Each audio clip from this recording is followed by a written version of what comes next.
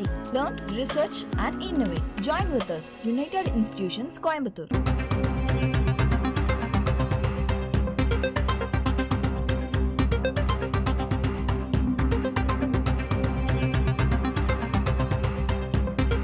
பக்ரீத் அன்று அரசு அனுமதித்த தற்காலிக இடங்களில் காளை மாடுகளை வெட்ட தடை விதிக்கப்பட்டிருந்தது. இந்த நிலையில் அதற்கு எஸ்டிபிஐ கட்சி வேதனை தெரிவித்திருக்கிறது.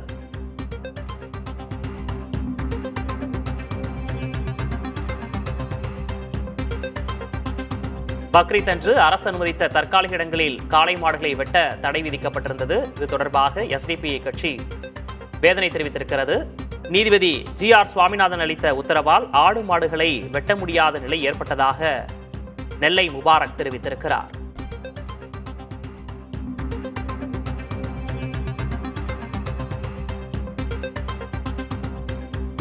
இது தொடர்பாக அவர் அளித்த பேட்டியினை தற்போது பார்க்கலாம்.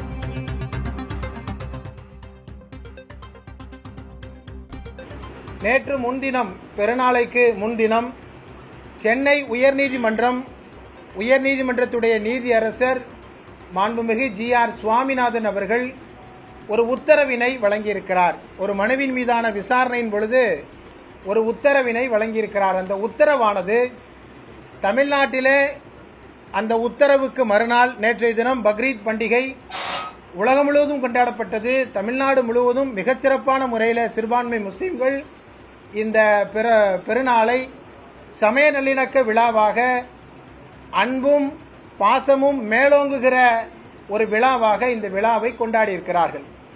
இந்த விழாவிலே மிக முக்கியமானதாக ஆடு மாடுகளை பலியிட்டு தங்களது அந்த மார்க்க கடமையை நிறைவேற்றுவது என்பது இஸ்லாமிய வாழ்வியலுடைய பக்ரீத் பண்டிகையினுடைய ஒரு மிக முக்கியமானதொரு நிகழ்வாகும். இந்த நிகழ்விலே மாடுகளை, குறிப்பாக எருது, காளை போன்ற பிராணிகளை அதற்கென்று அனுமதிக்கப்பட்டிருக்கிற ஸ்லாட்டரிங் ஹவுஸிலே மட்டும்தான் அதனை பலியிட வேண்டும். அது அல்லாது அரசு தற்காலிகமாக அனுமதிக்கிற இடங்களிலே அதனை பலியிடக்கூடாது என்கிற ஒரு உத்தரவினை வழங்கியிருக்கிறார். இந்த உத்தரவை தமிழ்நாட்டை பொறுத்தவரை ஜனநாயகத்தின் மீதும் அதுபோல மதச்சார்பின்மையின் மீதும் நாங்கள் மிகுந்த நம்பிக்கை வைத்திருக்கிற இந்த வரலாற்று பாரம்பரியம் தொடர வேண்டும் என்கிற உணர்வோடு, மிகுந்த ஆழ்ந்த கவலையோடு இந்த உத்தரவை நாங்கள் காண்கிறோம். ஏனென்றால் இதுவரை பல்லாண்டுகளாக முஸ்லிம்களால் பக்ரீத் பண்டிகை கொண்டாடப்படுகிறது. அதில் ஆடு மாடுகள் பலிப்பிராணிகளாக இறைவனுக்காக அவர்கள் அறுக்கிறார்கள். ஆனால் எங்கும் எந்த சிறு பிரச்சனையும் இல்லாமல் இது ஒரு சமய நல்லிணக்க பெருவிழாவாக, எல்லோரும் இணைந்து கொண்டாடுகிற விழாவாக இந்த விழா சிறப்பாக நடைபெற்றிருக்கிறது.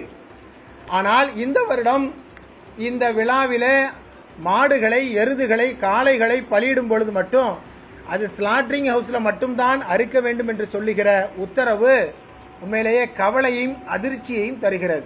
தமிழ்நாடு முழுவதும் நேற்றும் இன்றும் இது போன்ற எருதுகளை, காளைகளை பலியிடுகிற சமயத்தில் போய் காவல்துறையினர் அதனை தடுக்கிற நடவடிக்கைகளை மேற்கொண்டிருக்கிறார்கள். சென்னையில, திருவொற்றியூரில், கார்கில் நகர் என்கிற பகுதிகளில் 40 மாடுகளை அறுக்கிற சமயத்தில் அதனை அவர்கள் பறிமுதல் செய்திருக்கிறார்கள் என்கிற செய்திகள் வருகிறது. அதுபோல சிங்கபெருமாள் கோயில் என்று சொல்லி சென்னையில் ஒரு பகுதியில் இதே போல ஒரு 40 மாடுகளை கூட்டு குர்பானி என்கிற பெயரில் எல்லோரும் பங்கு போட்டு அறுக்கிற அந்த குர்பானி நிகழ்வை தடுத்திருக்கிறார்கள். கோயம்புத்தூரில் இதே மாதிரி ஒருவர் தன்னுடைய வீட்டில் வைத்து அறுக்கும் பொழுது அதனை தடுத்து அவர் மீது வழக்கு போடப்பட்டிருக்கிறது என்கிற செய்திகள் எல்லாம் உண்மையிலேயே கவலை தருகிறது.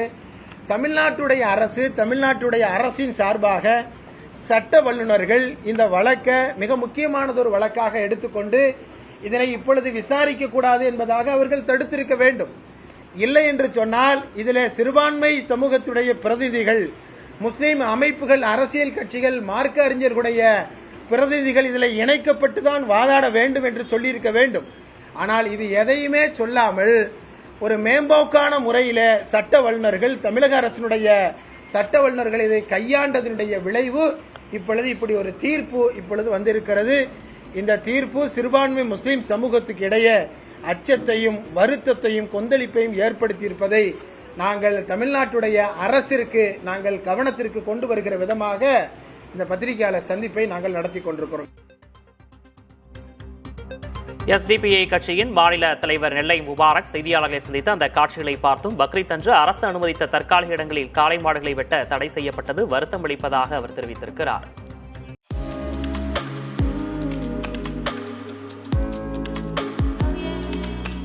UIT.